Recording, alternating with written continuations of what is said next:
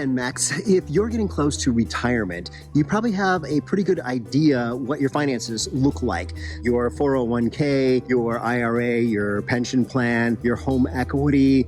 But what if all of that changed with little or no notice?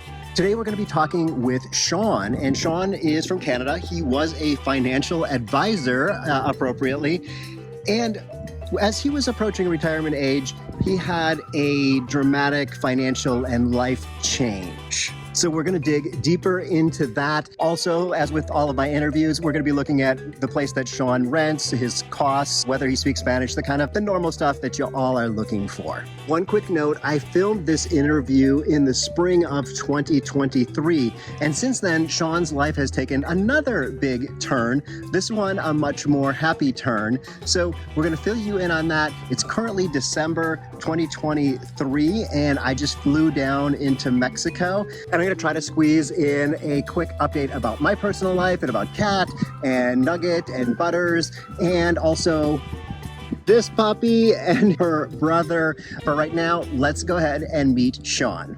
Hi there, everyone. My name is Shaun. I am a financial planner from Canada.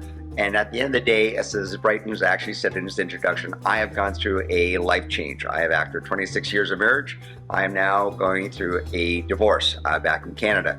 My life changes did happen for me here recently over the last 14 months, and I've had to make some changes about my retirement plan. My retirement plan will now include myself and my dog Casey, who's a 3-year-old Bichon. We looked at La Paz. We came down here for the last 4 months and just fell in love with it. We actually took a look at what does the city have to offer, what do we and what can we offer to the city as well. And we love the fact that, you know what, we looked at the cost of living here and the friendliness of the people and the great community that people are actually showing towards us. It's been amazing. And I can honestly say that when you're looking at your retirement plan, please consult with your financial planner. Look what you know, what's going to cost to live abroad. Look at your cost of insurances. Looking at keeping 2 residences. Even if you're renting or purchasing another one, make sure that you're able to adapt and keep both residences, whether it be in Canada, United States, or actually in Europe, and still maintaining a residence here in La Paz. We elected to actually rent, and we are loving the fact that we're renting, and we will continue to rent.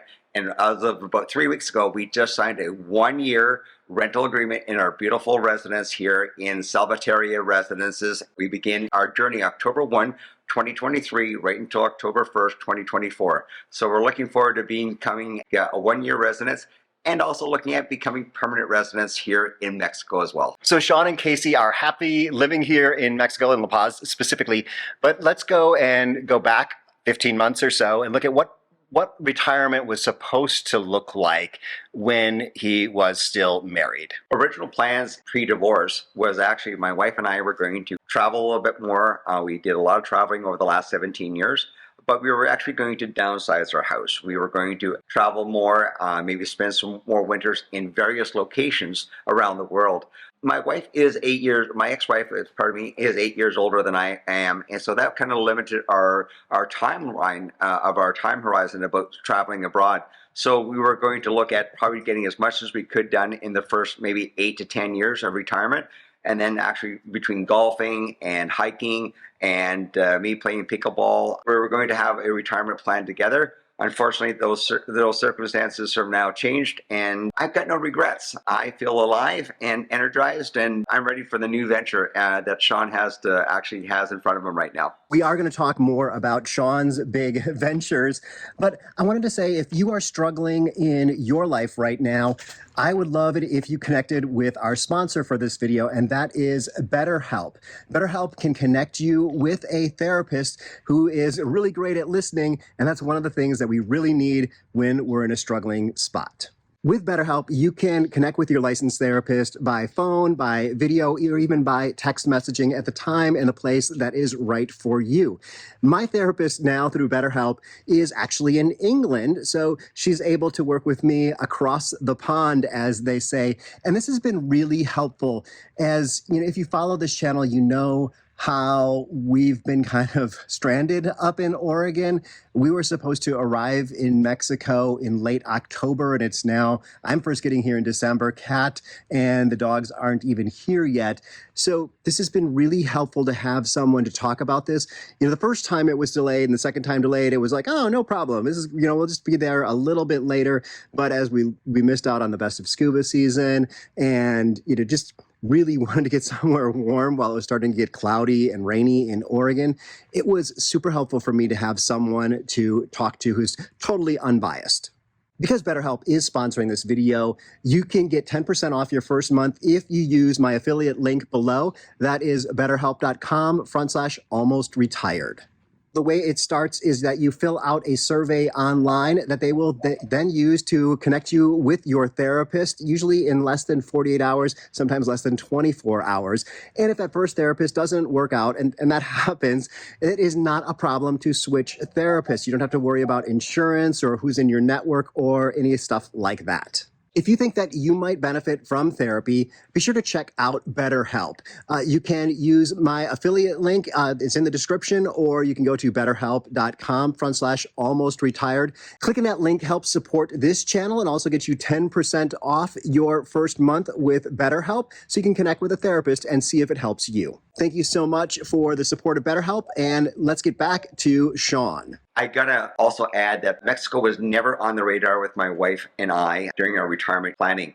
We had been to different parts of Mexico. We've been to Cozumel, we've been to Playa del Carmen, we've been to Cancun and Puerto Vallarta, Mazatlan, and done the tourist things, but it was never one to come to a spot to spend 3 or 4 or 5 months. We did that for several years going to Palm Springs, but then Palm Springs got so expensive, so we had to look at other alternatives. But the other alternatives was done solo by me because after COVID, things have changed, and that's how I ended up in La Paz. 2 things, post-COVID and going through marriage breakdown. Why Mexico? Mexico checks off all the boxes. Trust me, I'm the guy that actually checks all the boxes. I've got weather. We've got friendly people. We've got gastronomy galore. We've got a price point that people are affordable. Just an example, I had 4 shirts laundered and a pair of pants. Back home in Canada, I would have paid $26 Canadian. So roughly about $20 American. I paid $5 Canadian or $3.50 American for actually to get that same service done. So Shaun is a financial planner, and so let's dig into kind of some of the numbers of living overseas or retiring overseas, especially here in Mexico. I've actually done the math. It's what I am. I do a column of what it costs to live abroad. I'll do it as a single person, and you know what? And we'll add about another 45 to 50% over and above that for actually having as a couple. But adding a cost of rent, food, entertainment, and alcohol, and any of those sin things that people do, i.e. alcohol or tobacco. I take a look at as well too is cost of your health and dental insurance, and as well as travel to go back to your home country. I factor those in as well, and gas and insurances. A single person here living in Mexico, and I have a dog, so I've taken in dog grooming, I've taken in dog food, I've taken in dog sitters, dog hotels. So all those pet lovers, those are all been numbered in. A single person can stay here for about $3,200 Canadian per month. If you looked at that as a single person, $3,200, it would roughly be about maybe $2,400 American. And that's living a very comfortable lifestyle. And if you were to actually add a second person, being a spouse or a partner, add another 40% onto that. So roughly about $4,000 Canadian, or roughly about another $3,100, $3,200 American to live here comfortably.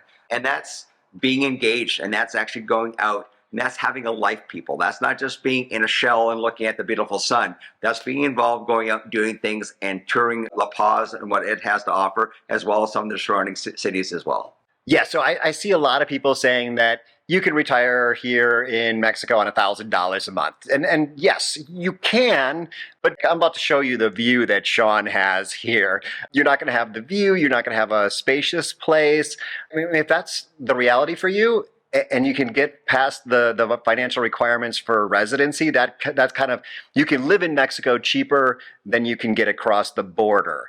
And you can get a tourist visa for 180 days. I don't know how often you can do that really, as things are getting clamped down. But in order to get residency where you don't have to leave every 6 months, they have financial requirements. So you have to have some money in the bank or you have to have some income.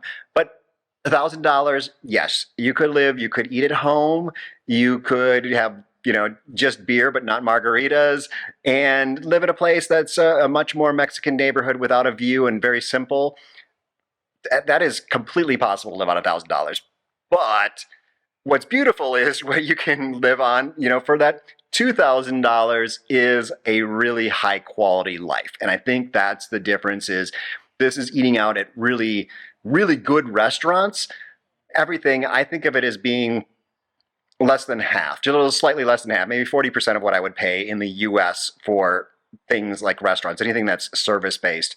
So the ability to have a really awesome retirement is possible at lower price points here in Mexico. I want to talk a little bit about the Canadian retirement system. Once a person's over the age of 65 and has worked in Canada for a greater number of 40 years and contributing into the Canada Pension Plan and the actually old age security plan that every Canadian gets as long as they've been a Canadian citizen, they get roughly about $1,700 a month at age 65 per person on average. And I always tell people, I says, you know what, if I told earlier in the video, I said it was roughly going to cost about $4,000 to live here.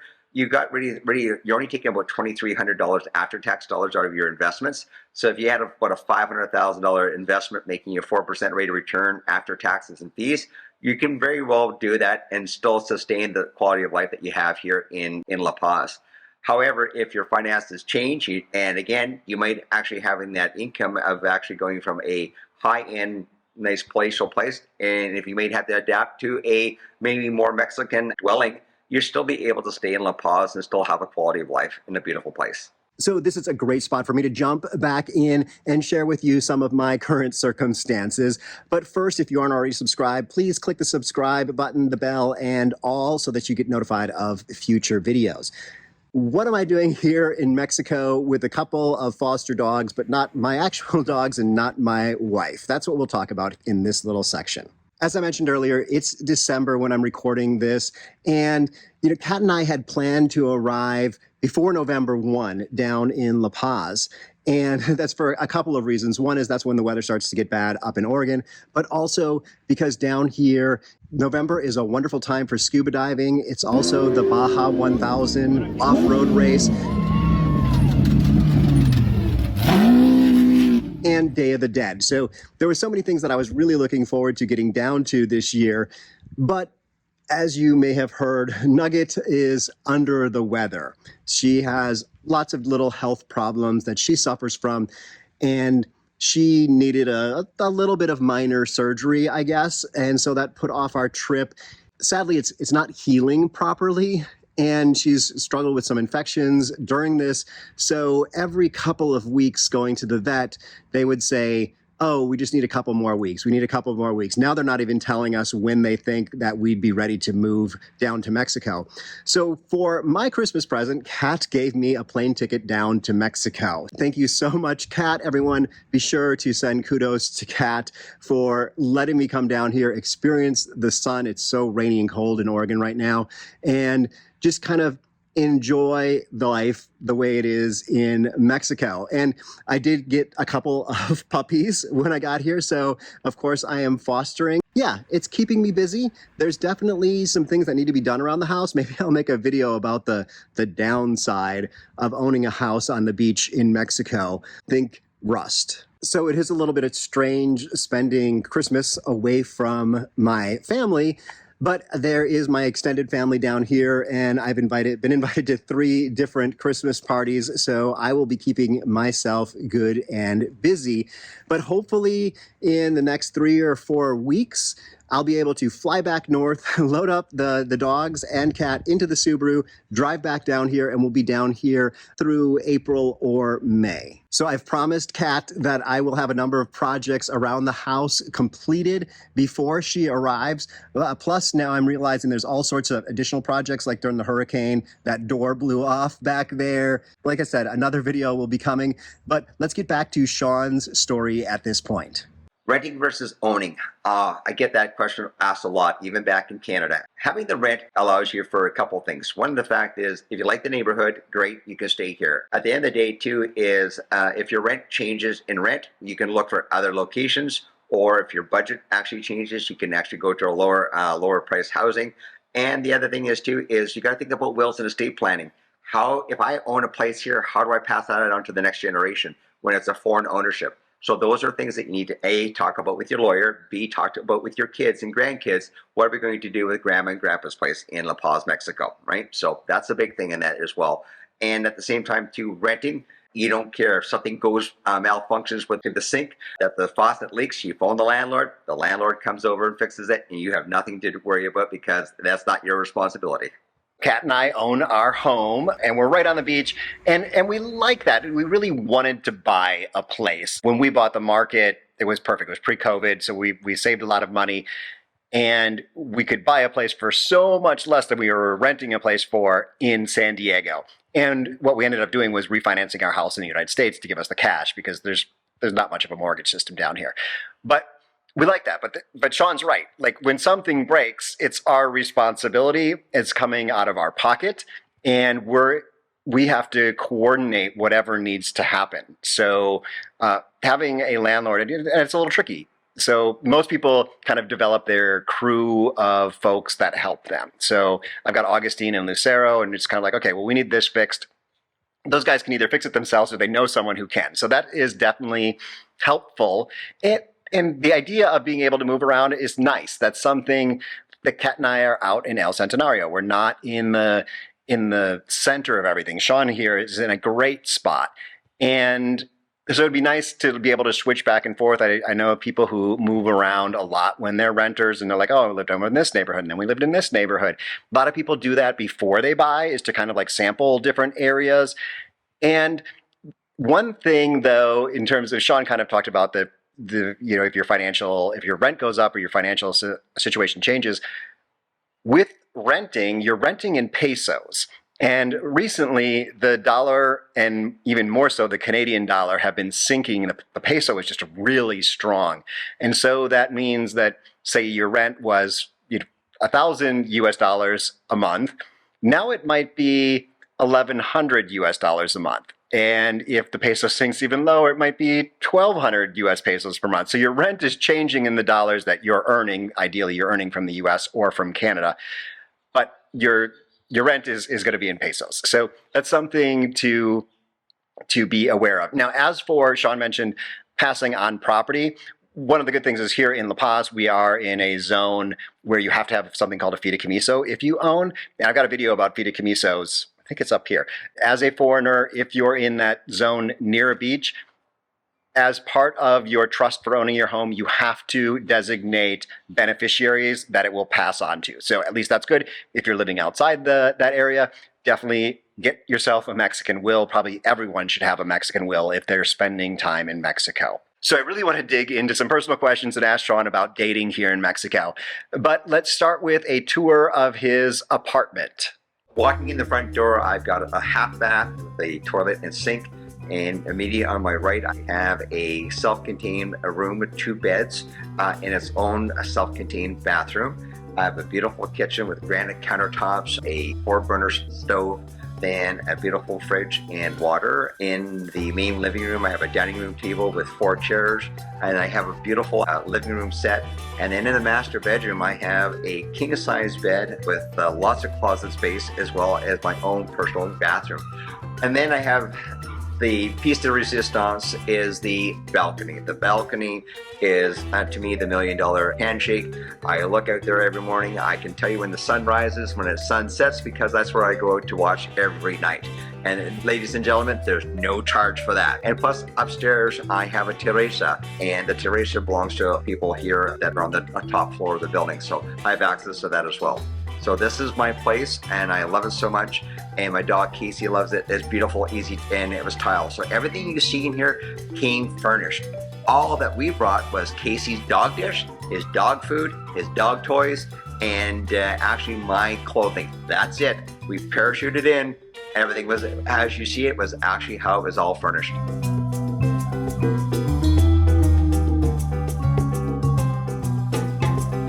Dating. Well, after the marriage breakup, I did date a gal back in Canada. We had 6 months together. her work confine didn't allow her to actually work out of the country. So I still came here to Mexico. My plan always was, and we remained really good friends and in contact back and forth. But I also joined a website here called Mexicupid, and I was just looking for friendship and companionship. And I met two wonderful ladies, and one was in Puerto Vallarta. We did a lot of Zoom conferences, we did coffee dates, and the invitation was for me to fly to Puerto Vallarta. And being a respectful man, I didn't want her to come here, so I felt more comfortable. I went there. I stayed off-site. I rented a hotel that she actually got me close to her neighborhood, and we saw each other periodically for maybe 6 to 7 hours a day for the 5 days we were there, and just got to know each other. And it was just a pleasant lady, and it was a nice experience. Let's face it, the fireworks didn't go off, and so I went. Mexicupid called me again, and I met a nice gal. Her name is Rocio, and she lives in Celaya. And I had the opportunity to actually last week to go and spend 5 days. So I went to Celaya, I went to San Miguel, I went to Querétaro, and I was actually at a few other spots on Leon and Guanajuato, and I saw a lot of great places there that I would never have seen. And again, we became really good friends. So again, the Mexicupid was a great introduction to meet other women. But again, I am now looking for somebody that's here in La Paz, because I'm not planning on moving, and the women I talk to aren't planning on relocating. So I'm looking for a La Paz lady. So if there's anybody out there that has a friend that would like to live in La Paz or is single, I'm more than interested. So thank you. So a lot of you like to know about whether folks speak Spanish down here. So let's check in on Shaun's Spanish speaking abilities. I'm fluent in English and in French. I was blessed by actually learning French as a very young man back in Canada. I'm very fluent in French. So picking up the Spanish is actually a work in progress, but I notice a lot of words are very similar. Like in French, we call a bicycle a bicyclette. Here in Spanish, it's a bicicleta. So very, very easy to pick up on the Spanish. So if you've got any working knowledge of French, I suggest that, Spanish will come relatively easy for you. But with that ease, I'm also thinking I'm going to be immersed in this culture, the customs. I want to actually know the language. So I'm actually going to be taking a tutorial. I've got a online instructor. She's out of Querétaro, and I've actually signed up for 18 lessons for the next 6 weeks, 3 1-hour-a-day sessions for the next 6 weeks. And I plan on getting into a conversation group as well here in La Paz. But I think it's very important that people, if you're going to come here, learn the language. Have a working knowledge of the language. The people here are great. A lot of them are actually in the service industry, have a good working knowledge of the English language. They offer you a menu in English should you require one, but they're also there to help you engage and help you with some words and pronunciations. And I think that's so captivating. I love the fact that they actually say, listen, hey, you know what, this is how you say that word. Oh, okay, great, thank you very much. And then like me, in my mind, I'm repeating it like 12, 15 times a day so I make sure I get it right. My word of advice for people is, you know what, when you say you come here and they say, well, they don't understand me, what did you do to understand them? Because you have to be engaged. You have to learn their language. Remember, we're the immigrant. This is their country. We're the foreigners coming in, parachuting in. So actually take some basic Spanish courses, and there's multiple apps. Have the app downloaded on your phone, your Android device, whatever, or even a cheat sheet of some words that you can learn every day is actually my best advice. So I want to know if Shaun had anything that scared him about moving to Mexico, or things that were kind of like jumped out as things that were unexpected. Right. Yeah. You know what? I was only boots on the ground, maybe 14 days here in January of this year, 2023. I had a physical trainer, and we were working out and working very hard. And I ended up developing rhabdomyolysis, and I guess the short version is called rhabdo, meaning that I burst muscle cells in my body, and if I didn't get medical treatment quick enough, I actually my kidneys could have shut down. And how I learned that, knew that I had rhabdo, is I looked at my urine. It was a different color, and really at the end of the day, the bells and whistles, I'm 62 years of age, and I really have to, I looked at it and said, I know my body, something didn't feel right. I contacted a doctor that same day. I had medical results done twice in that day, And that day, my internist said, get to the hospital. And she recommended me to go to the Purple Hospital, which is known as the Paz Hospital. And I got to tell you, I was there, admitted. My doctor was there, helped me get admitted. I was in a private suite. My suite was almost like about maybe 350 square feet. It was by myself. I had a leather couch. I had a TV English channel that actually had about 600 English channels on it. I even was watching stuff from Canada, believe it or not, on it. And the staff was amazing. I had my doctor see me 4 times a day. 4 times a day. When do you see your doctor 4 times a day? And I was just there for IV therapy. So again, I was living in there for 6 days, 6 nights, and that was in my only scare. But about getting sick in Mexico, and especially La Paz. But I got to assure everybody that I had the best care. And I would actually, I hate to say it, but if I ever had to do it again, I'd go to the Purple Hospital. And because you know what, people shouldn't be actually worried about getting medical attention because it's fantastic care. And tell us how much it costs per day to be at that Purple Hospital. Well, all right. So then at the Purple Hospital and at there too, again, I used Canadian dollars, and it was equivalent to 7,000 Canadian dollars for 6 days. That included all the therapy, the doctor's visits, all the lab work. I must have had lab done 3 or 4 times a day, bedside, the room, and heck, even the janitorial housekeeping were in there 4 times a day. They made my bed twice a day. They changed the sheets. Like, I mean, I can't say anything negative about that. Like, I mean, in Canada, I would have brought them coffees and donuts, but I didn't know if there was a coffee and donut shop around. But I mean, the staff was fantastic. I want to talk about dog care. Yes, I've been away for a couple of times, away from actually La Paz. I found a great property here in town called Pet Hotel and Breakfast. And actually, Casey goes there on a daily basis. It cost me $7 a day Canadian, so call it $5 American per day. He can go there at 8 o'clock in the morning. He stays there until 6:30 at night. You pick him up. He's exhausted. They play with dogs. They actually send you videos and still pictures of him playing in the courtyard with all the other dogs. Fantastic.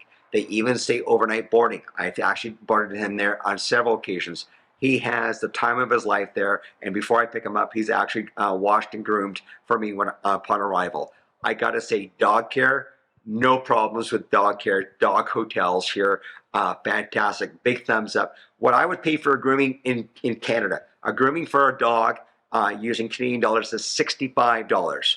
I pay $17 here. Okay, a daycare back in Canada is $27 to $35 a day per a single dog. Again, as I mentioned, I pay $7 a day.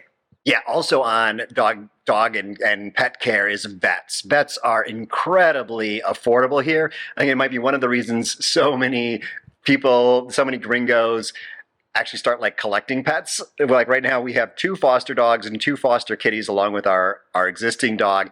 But we went in, we just found these cats on the street, they're little kittens, and it was something like, I don't know, $20 or something for, maybe $25 for getting flea treatment, deworming, a checkup, and kitty food too. So really, really affordable when it comes to pets. I would like to talk a little bit about actually the presence of the police in this town. You have different levels. You have the national police, you have municipal police, you have tourist police, and you have the federal police. And they're 24/7.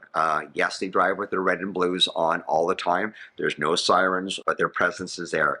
I have never felt at any time in harm's way going out in the evening, walking back. I've never been accosted. Nobody's ever called me a racial slur being the foreigner. I've been really good that way and very blessed that way. So I tell people all the time, there's nothing to fear about that here. Yes, in every country, every city, every community, there's going to be a bad apple. Yes. Does La Paz have a few bad apples? Yes. Have I come across them? No. You just do all the preventative stuff that when you come here. When I come here, I wear a cheap Timex watch. I don't wear gold. I bought local silver.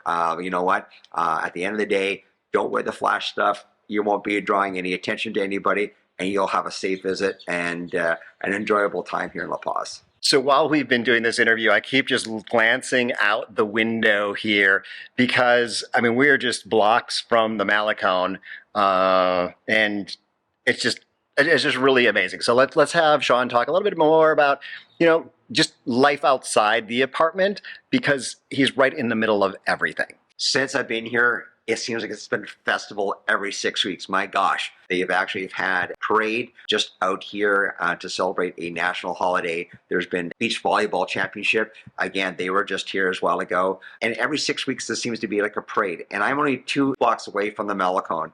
And from there, it's party, it's festival, it's Mexican music, it's lively. We can walk down. All my friends seem to come to my place. They park their vehicles in the underground storage and we walk down there to enjoy the festivities and come back. It's been an amazing experience in that they're two to actually go out and only have that blocks away. Yes, do they play music until 2 o'clock in the morning? Yes. But it's a festival, it's not like it's continual every night, everybody. I just love seeing how happy Shaun is. Starting out with that kind of where we started the story was a divorce and losing half of his assets. And that included a business and 401k and whatnot. You see it in his eyes, in his voice, how happy he is here in Mexico. I wanted to give you guys a little update of what's going on in Shaun's life 7 months later. So from our last conversation, great news. I found a very beautiful woman who's right beside me. Her name is Sue Palin. We actually are madly in love. We actually met shortly after La Paz. I kind of found her on Facebook in La Paz, and we just started communicating back and forth. And next thing you know, I'm back into Canada, and I said to Sue, who is here in La Paz, where she lives full time, I said, hey, I'm going to be in Boston. Would you like to be my +1 at a conference? So off she flew up from Boston, up to Boston from La Paz, and she spent 5 days, and we got to know each other. And 7 months later, we're still here and enjoying life. So we came back to La Paz back in October of this year, and we signed another 1-year lease, but in a different unit. We're actually in the 3rd floor at Salvatierra Residences. And we thought, well, you know what? We've got a new outlook on life. We're together. We thought, well, you know what? Let's build a house together. So we're taking a big leap, and we're building a house in Chametla. We were introduced to a great builder, Arturo, and we've actually built a house that was supposed to take 6 months to actually complete. And now we were learned yesterday that the house will be ready in 4 months. So we will take possession on March 1st of 2024. So not all stories of moving to Mexico have this happy of an ending, but from what I've talked to other expats that are living down here, everyone is pretty happy with that move. Your dollar, Canadian or US, is going to stretch further. There's sun, there's warmth. There's not that kind of political struggle that's going on in the US and a little bit in Canada right now. And it's really easy to make friends as an adult. Like I said, I got invited to 3 different Christmas parties, and that's so much easier than up in the US or in Canada. I assume that it's still hard to make friends as an adult in Canada, even though everyone's really friendly. So I want you to give it a try. What's holding you back? Can you maybe make it down just for an exploratory trip to see what parts of Mexico might be better for you long term? What is your next step that you can take? Perhaps BetterHelp can help. If so, here is that link down here. And showing up here are other expats that have already made it happen. This is a spot to get some great inspiration and see how other people have done it. Check those out next, and hasta luego.